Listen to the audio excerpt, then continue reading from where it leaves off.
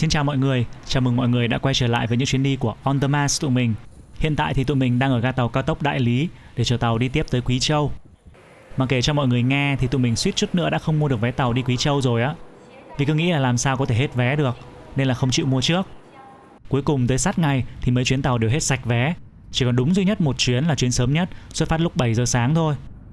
Nhưng mà vấn đề ở đây á là từ thành cổ Đại Lý ra tới ga tàu cao tốc phải mất gần 20 phút đi xe cơ.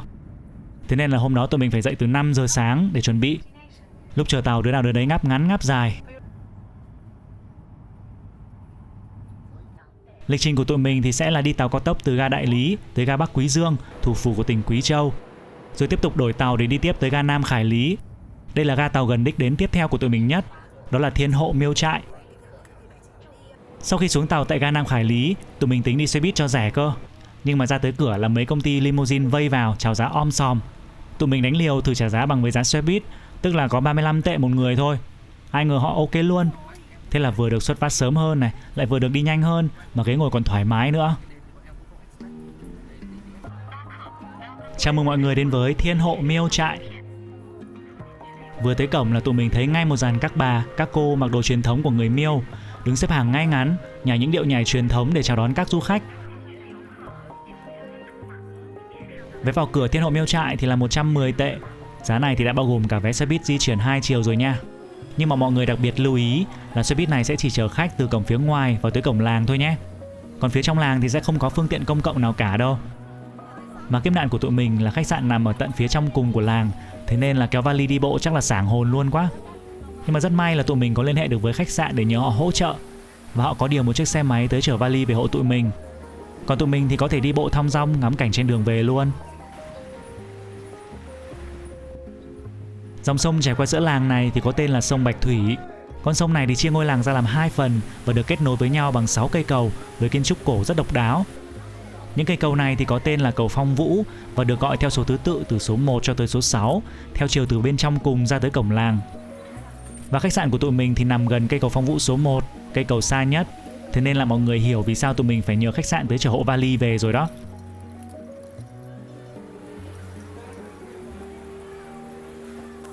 Tụi mình cũng rất là bất ngờ khi mà nhìn thấy dọc hai bên bờ sông trồng rất nhiều những cây hoa đào đang nở hoa chi chít.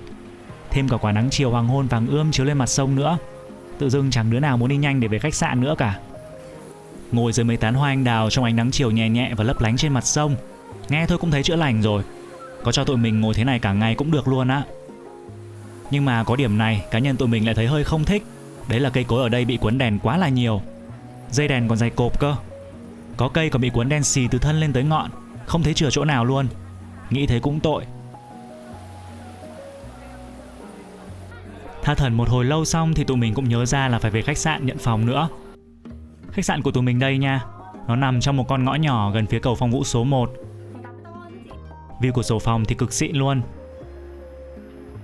Khách sạn còn có chiếc sân thượng view cũng đỉnh không kém, có thể ngắm toàn cảnh Thiên Hộ Miêu Trại luôn á. Mọi người có đi thì nhớ chọn khách sạn nằm ở gần cầu Phong Vũ số 1 nhé, vì view làng từ đây là xịn nhất rồi.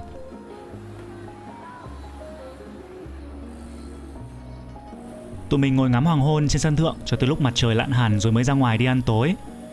Tụi mình cũng không biết ăn gì, loanh quanh một hồi thì thấy hàng đồ nướng này. Mấy đứa tụi mình thì mù tiếng Trung cả.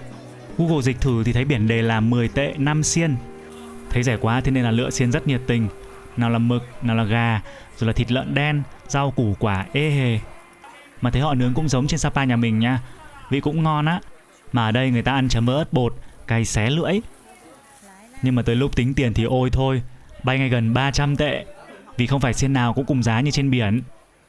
Lần đầu tiên trong đời đi ăn xiên mà hết gần 1 triệu tiền Việt mọi người ạ. Đau ví thật sự luôn á. Một bài học được rút ra là luôn luôn phải hỏi giá cụ thể trước khi xuống tiền nha cả nhà. Thanh toán xong, chị chủ thì cười phớ lớ, còn tụi mình thì lau nước mắt rời đi, tiếp tục khám phá Thiên Hộ Miêu Trại về đêm. Lúc này thì cả ngôi làng đều lung linh đủ thứ màu sắc, bởi ánh đèn từ các nhà hàng, khách sạn, rồi quán bar, rồi là đèn trăng trên cây cối.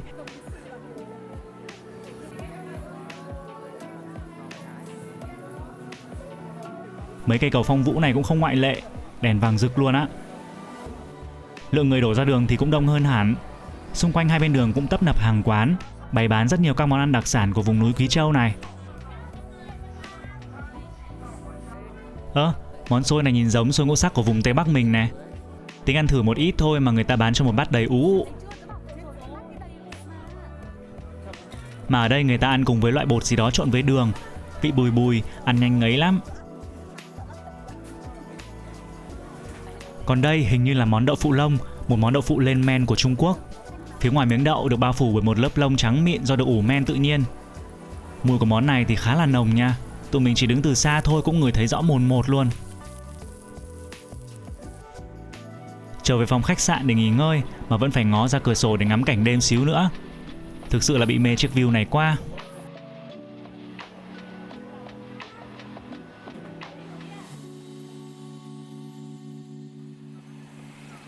Xin chào buổi sáng mọi người. Hôm nay cùng tụi mình khám phá sâu hơn về Thiên Hộ Miêu Trại nhé. Điểm đến đầu tiên của tụi mình sẽ là một quán cà phê nằm sâu phía trên những đỉnh núi. Đường lên phải luồn qua không biết bao nhiêu ngôi nhà, leo không biết bao nhiêu bậc thang, tụi mình cũng chẳng nhớ nổi nữa. Nhưng mà cảnh trên đường thì đẹp miễn bàn nha. Tụi mình thực sự rất ấn tượng với những ngôi nhà và lối kiến trúc ở Thiên Hộ Miêu Trại. Những ngôi nhà ở đây thì đều là nhà gỗ với phần mái ngói xám xếp kiểu âm dương và uốn cong về bốn phía. Tất cả thì đều được xây dựng kiểu xếp tầng từ thấp tới cao, dọc theo hai bên sườn núi, khiến cho ngôi làng trông vô cùng là hùng vĩ và độc đáo.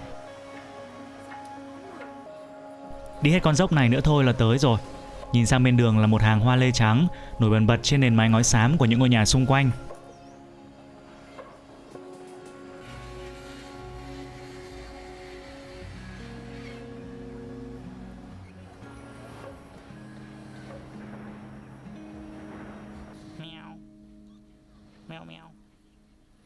Sau một hồi leo dốc mệt nghỉ thì cuối cùng tụi mình cũng lên tới chiếc cà phê ấy.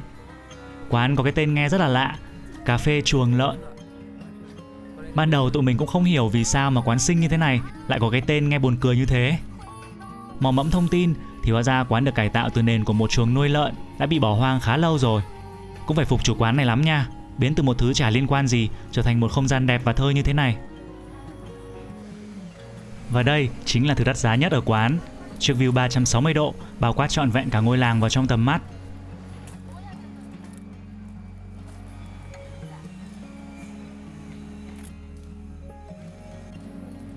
Quán này còn có hai chiếc boss rất hiền, cứ nằm im ngắm trời ngắm mây, mặc kệ đời ai thích làm gì thì làm.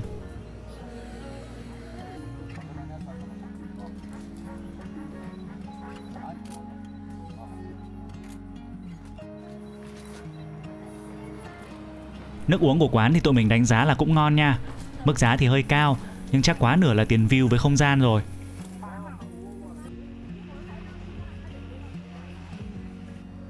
Nhìn sang bên cạnh thì là một ngôi nhà gỗ với một bể nước, trông giống như là một bể tắm nước khoáng nóng á.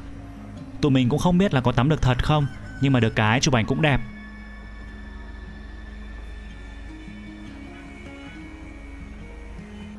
Tụi mình để ý thấy có một gian nhà ở phía trong nữa. Hình như họ còn kinh doanh cả homestay trong đó.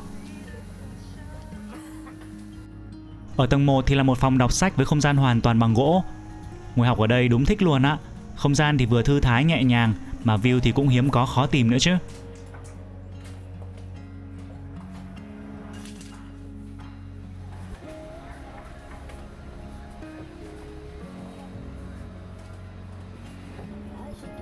Hôm nay hình như là ngày thường nên quán khá vắng.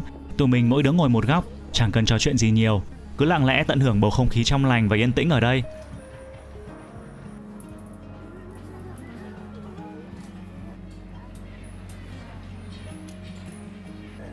Quán cà phê ở phía bên kia còn có cả xích đu nữa kìa. Chill chill cà phê thế thôi nha. Hôm nay còn rất nhiều điểm đẹp mà tụi mình muốn khám phá nữa lắm. Leo dần xuống núi, tụi mình hướng đến cánh đồng cải vàng phía trước cây cầu Phong Vũ số 1. Tụi mình cũng khá bất ngờ vì lúc tìm hiểu thì thấy ở đây là một cánh đồng lúa xanh gì cơ. Nhưng mà lúc tới thì lại thấy là một cánh đồng cải vàng rực rỡ. Chắc là hết mùa lúa nên người ta trồng thêm cải để làm đẹp cảnh quan du lịch đây mà. Tụi mình cũng vừa mới đến cánh đồng cải lớn nhất thế giới ở La Bình về xong. Ai mà nghĩ là lại gặp hoa cải ở đây tiếp đâu. Nhưng mà phông nền phía sau ở đây lại là những ngôi nhà gỗ của người Miêu, nên có cảm giác gì đó rất là khác so với La Bình. Phải nói như thế nào nhỉ?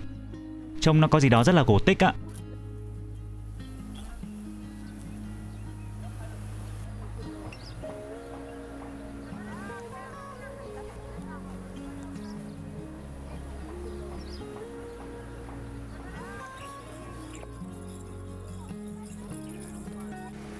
Rút kinh nghiệm của bữa tối hôm qua thì hôm nay tụi mình không chọn bừa chỗ ăn nữa mà tìm trước quán trên Mây Toan.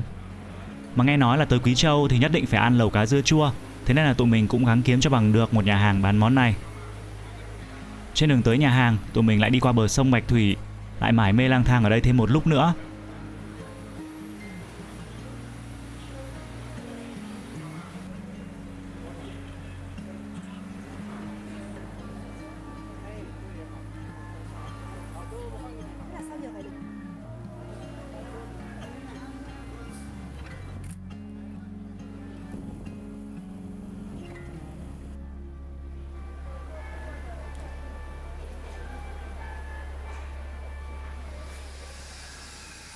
Nhà hàng ăn trưa hôm nay của tụi mình nằm trên một con dốc nhỏ với phong cách nhìn khá Nhật Bản, có tên là Nhật Ký Loan Hỷ.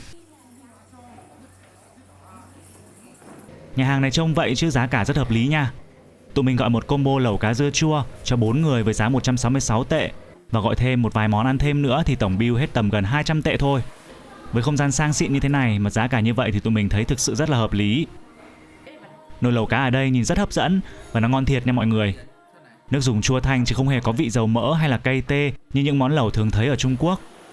Cá thì giòn và thơm, thịt lợn đen cũng mềm lắm. Nồi lẩu quá ư là chất lượng.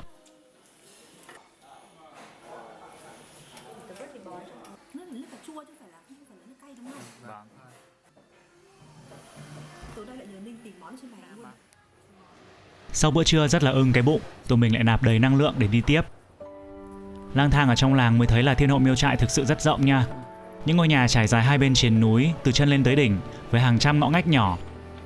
Thiên Hộ Miêu Trại được cho là ngôi làng của người dân tộc Miêu lớn nhất thế giới và cũng là một trong những cội nguồn của nền văn hóa Miêu ở Trung Quốc với lịch sử lên tới hơn 2.000 năm.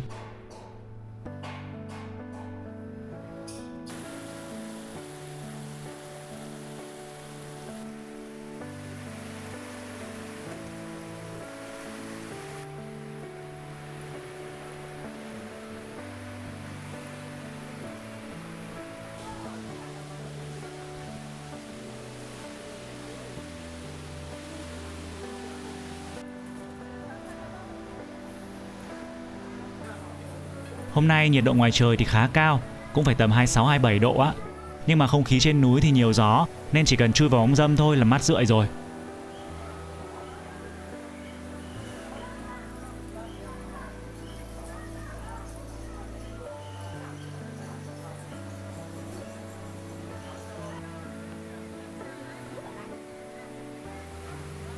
Tụi mình để ý thấy dọc sông Bạch Thủy có rất nhiều những đập nước nhỏ.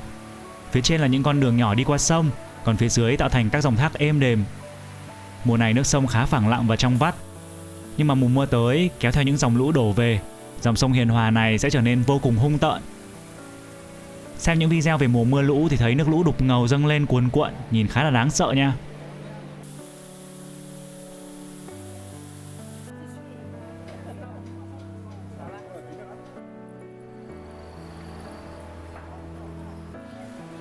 Đi ra phía đầu làng, tụi mình thấy tụi học sinh trong làng vừa tan học là đứng túm tụm trước cửa quán trà sữa Misue.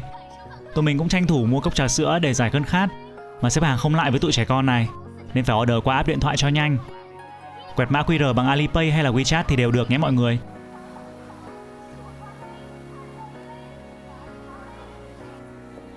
Mặt trời bắt đầu khuất sau núi, ngôi làng cũng bắt đầu lên đèn dần.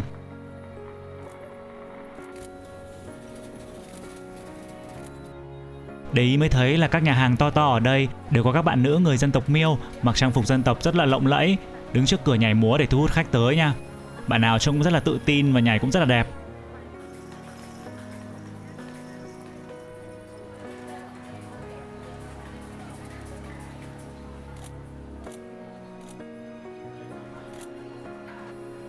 Những ngôi nhà trong làng bắt đầu lên đèn rồi, phải tranh thủ để tới địa điểm tiếp theo. Từ phía cầu Phong Vũ số 1 đi thẳng lên một đoạn rồi rẽ phải, sẽ thấy đoạn đường dốc để đi lên đài quan sát Thiên Hộ Miêu Trại về đêm. Tụi mình đi bộ thì cũng phải mất tầm 15 đến 20 phút thì mới lên tới nơi. May là cảnh bên đường đi cũng rất đẹp nên cũng không thấy mệt cho lắm.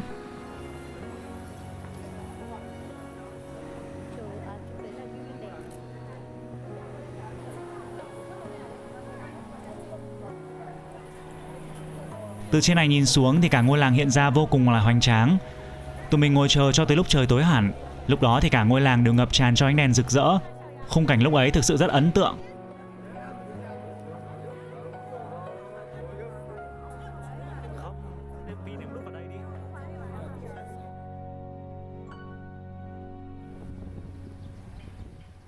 Buổi sáng cuối cùng ở Thiên Hộ Miêu Trại, vì cũng dư dả thời gian á, nên tụi mình thong thả đi tới một địa điểm check-in cũng khá nổi tiếng ở đây. Nơi này có tên là khu vườn bầu trời. Đây là nóc của một khách sạn nằm trên triền núi, được cải tạo lại thành một không gian cà phê với những góc chụp ảnh view siêu đẹp và độc đáo. Chiếc chòi với kiến trúc truyền thống này thì chính là thứ đã thu hút tụi mình ngay từ khi mới bước vào. Từ góc này, nhìn nó giống như một lầu cát nằm giữa không trung, nhìn xuống phía dưới ngôi làng cổ kính vậy.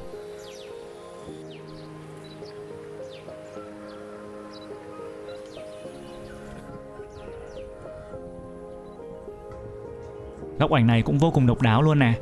Một chiếc mái nhà truyền thống của người Miêu với chiếc view vô cùng tự do và thoáng đãng. Ngồi chênh vênh trên nóc nhà, tận hưởng những cơn gió cuối xuân mát lành. Nếu mà có một chiếc gối với miếng đệm lót phía dưới rồi nằm đây đánh một giấc thì còn gì bằng nữa.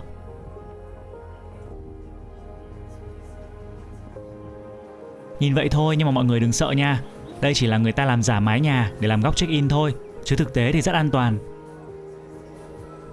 Đầu giờ chiều nay thì tụi mình sẽ rời Thiên Hộ Miêu Trại để di chuyển tiếp tới cổ trấn Trấn Viễn. Vé xe thì tụi mình đã đặt trước qua app online rồi. Đồ đạc thì cũng đã dọn dẹp xong từ sáng rồi. Nên xíu nữa chỉ cần nhờ mấy bạn nhân viên khách sạn chở hành lý ra chỗ bắt xe buýt cho là được. Cũng không có gì gấp gáp lắm. Ở bến xe buýt, mọi người nếu đã mua vé vào cửa Thiên Hộ Miêu Trại đã bao gồm cả vé xe buýt 2 chiều, tức là loại vé 110 tệ, thì chỉ cần show mặt vé ra cho họ xem là được, không cần phải mua thêm vé xe buýt riêng nữa đâu nha. Từ cổng phía bắc của Thiên Hộ Miêu Trại sẽ có xe khách đi thẳng tới Trấn Viễn luôn. Một ngày chỉ chạy 2 chuyến là chuyến 9 giờ sáng và chuyến 2 giờ chiều thôi. Giá vé là 88 tệ cho một người nha. Và hành trình đi thì sẽ kéo dài tầm 2 tiếng đồng hồ. Tụi mình đi xe xuất phát lúc 2 giờ chiều nên là tầm 4 giờ chiều là tới Trấn Viễn luôn rồi.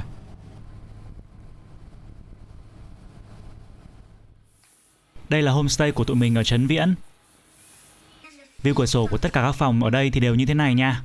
Nhìn thẳng ra dòng sông Vũ Dương cùng với những ngôi nhà cao tầng nằm dọc bờ sông. Đây cũng chính là hình ảnh biểu tượng cho du lịch của vùng đất này.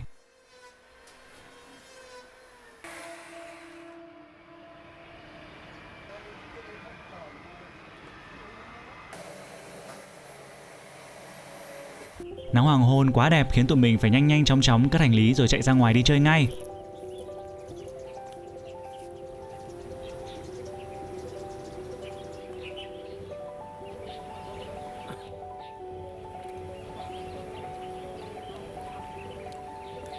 Trấn Viễn cổ trấn là một trong những địa điểm du lịch nổi tiếng của Quý Châu, có lịch sử phát triển khá lâu đời, từ tận thời nhà Tần, tức là cũng phải trải qua hơn 2.200 năm lịch sử rồi. Nhưng mà đi dạo một vòng thì tụi mình thấy cổ trấn này lại mang dáng dấp của một thị trấn cận đại hơn là nét cổ kính.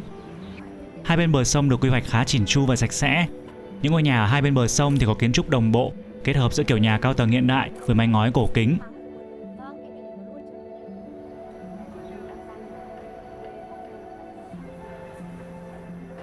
Từ khách sạn của tụi mình đi lên một đoạn thì sẽ nhìn thấy cây cầu Tân Đại Kiều. Đây là cây cầu đá mới được xây dựng để nối liền giao thông hai bên bờ sông Vũ Dương. Ánh nắng hoàng hôn đỏ rực chiếu qua những nhịp cầu nhìn rất nghệ thuật luôn á.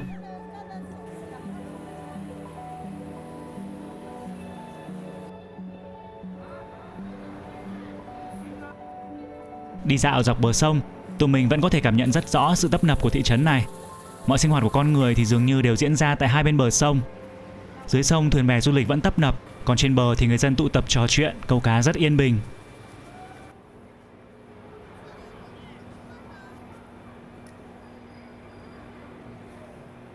Dọc bờ sông cũng có rất nhiều các nhà hàng, quán ăn, và quán nào thì cũng thấy quảng cáo món canh cá dưa chua.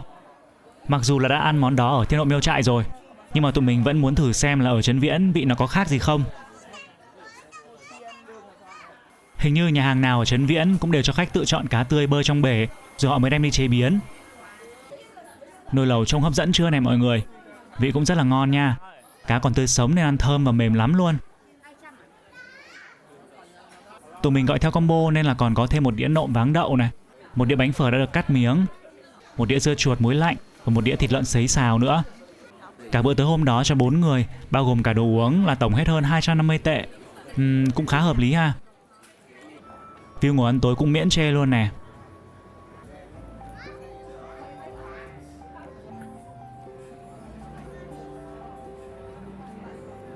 Ăn tối xong, tụi mình lại tản bộ dọc bờ sông tiếp và tới được cây cầu Trúc Thánh Kiều. Cây cầu nổi bật với kiến trúc cổ kính. Ở giữa cầu thì có một lầu các kiểu Trung Hoa xưa.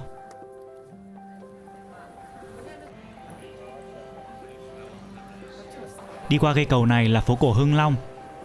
Đi dọc phố là một loạt những dãy nhà cổ được trưng đèn sáng trưng, hàng quán thì tấp nập.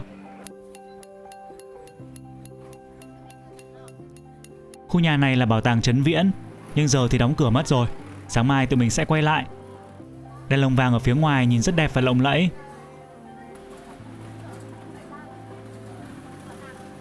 Tụi mình thấy trên phố có xe buýt chạy nên cũng thử đi xem thế nào. Bên trong nội thất trông khá cũ nhưng lại đem lại cảm giác khá hoài cổ. Xe không chạy tới khách sạn của tụi mình nên là phải xuống xe giữa chừng rồi đi bộ thêm một đoạn. Vừa đi bộ vừa ngắm cảnh đêm lung linh của cổ trấn cũng hay ho phết.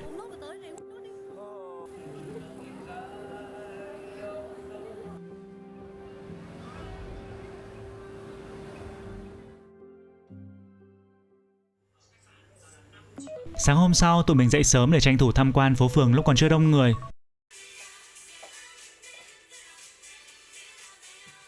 Trước khi ra ngoài, tụi mình có thử lên trên sân thượng homestay để ngó nghía. Sân thượng thì nằm trên tầng 5 của tòa nhà. Trên này chủ nhà còn để bàn ghế để khách có thể ngồi trò chuyện này, chứ đồ này nọ nữa. Rất là hiểu tâm lý khách hàng nha.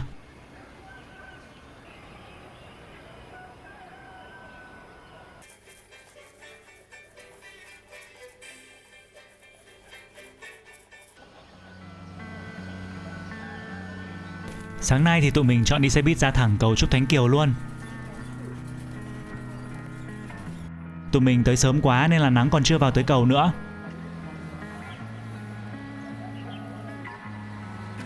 Ở dưới sông thì mấy chú môi trường đang đi vớt rác làm vệ sinh. Còn trên bờ mấy anh mấy chú đã ngồi câu cá rồi.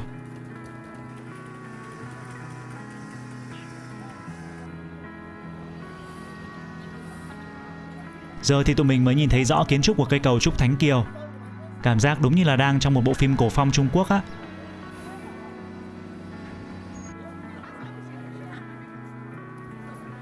Phía bên kia là bến thuyền du lịch, mà giờ vẫn chưa thấy có chiếc thuyền nào chạy cả.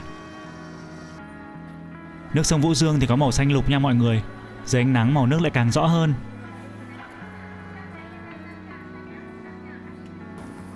Tụi mình quay trở lại phố cổ Hưng Long để tìm tới bảo tàng Trấn Viễn.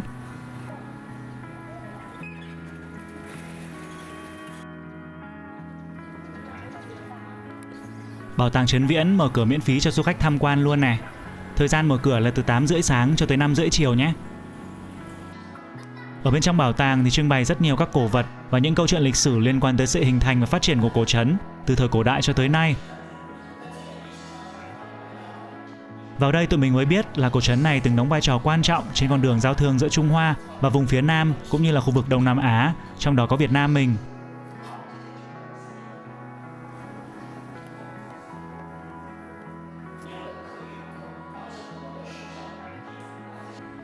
Cổ trấn này vào mùa tuyết cũng rất đẹp nha. Tham quan bảo tàng xong, tụi mình lượn lờ phố xá thêm chút nữa rồi quay trở về để dọn dẹp đồ đạc.